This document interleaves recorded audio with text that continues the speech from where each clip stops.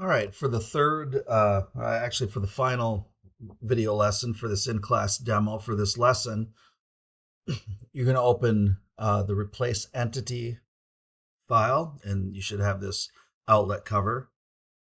So if we look in the book at page 340, what we're going to do, or what we want to do here, is we want to take this squared edge here and we want to add a radius to it. And so sometimes in design changes, we go back and we change one thing, and then a lot of things are affected under that change. What we're going to do here is we're actually going to replace the sketch. And then what happens is when we replace that, those things that are tied to that are going to remain tied to that. And depending on your needs, sometimes this is a better way to go about things than editing a part in a different way. So again, just a different way of doing things here. Okay, so we want to take a look at this side here. So let's come up here and we'll click on this. So let's come over here to our feature tree. Under extrude 1, we're going to edit sketch 1. And so we'll get into here. Let's hide those sketch relations. If you remember, it's view, hide show, and then should be sketch relations down here. I can click on that and those will disappear.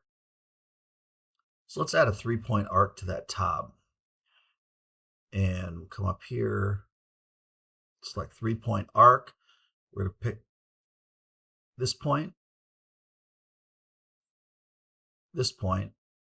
and then just up here somewhere. And we're going to dimension that to a radius of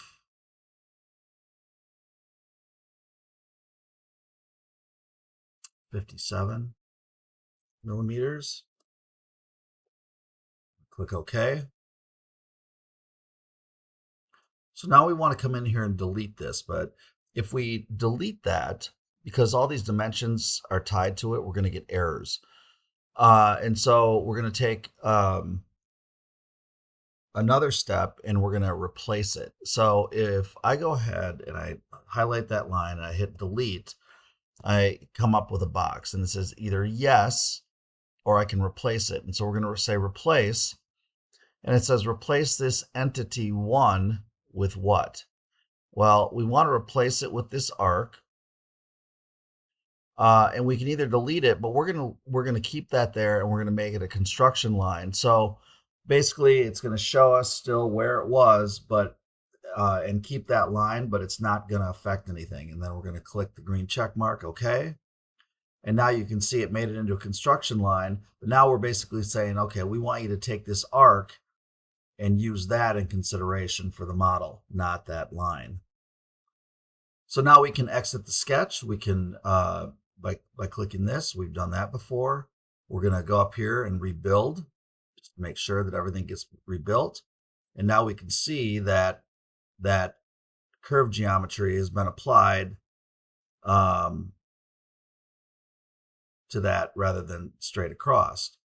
Go ahead and save this and hand this in for this in-class demo.